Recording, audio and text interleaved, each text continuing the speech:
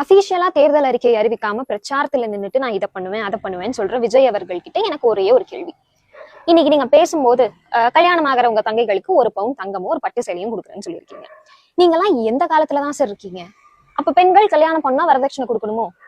அன்னைக்கே பெரியார், அண்ணா, கலைஞர் என்னைக்கு பெண்கள் பினான்சியல் இண்டிபெண்டன்ஸோட இருக்காங்களோ அன்னைக்குதான் வரதட்சணையும் முடியும் அப்படின்னு சொல்லி நிறைய திட்டங்களை பெண்களோட முன்னேற்றத்துக்காக செயல்படுத்தினாங்க. இன்னைக்கு நம்ம திராவிட மாடல் அரசு பெண்களுக்காக மானியத்தோட கூடிய தொழில் கடன், புதுமை பெண் திட்டம், விடியல் பயண திட்டம்னு பெண்களை உயர்த்தி பார்த்துட்டு இருக்காங்க. நெக்ஸ்ட் டைம் ஆவது கொஞ்சம் டேட்டா தெரிஞ்சுட்டு பேசுங்க சார். இங்க பாருமா வயசானவி வைஷ்ணவி, பேசணும்னு எதையும் பேசாத. விஜயனாவை எதனா போச்சு நோண்டணுன்றதுனாலேயே நைட்டு ஃபுல்லாக தூங்காமல் இருந்து கண்டதை போட்டு யோசிச்சுன்னா இப்படிதான் கிறுக்கு பிடிச்சிரும். நம்ம என்ன பேசுகிறோன்றது நம்ம மறந்துடுவோம். ஆனால் எல்லாரும் பேசுகிறாங்க நம்ம பேசணும்னு நினைப்போம்.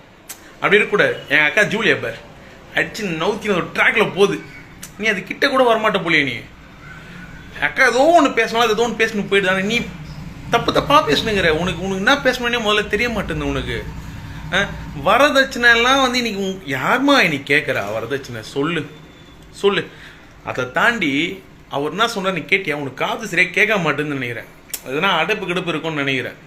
கார்பரேஷன் யாருன்னா வர வச்சு அடைப்பு எடுக்க விட்டா சரியாயிடும் உனக்கு.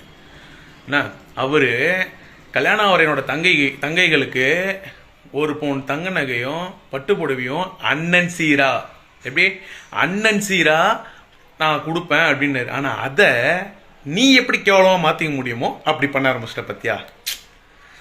நைஸ்ல. நீ இந்த பொழப்புக்கு எங்கேயாவது போயிட்டு ரோஸ் மில்க் குடிச்சிட்டு போயிடலாம்.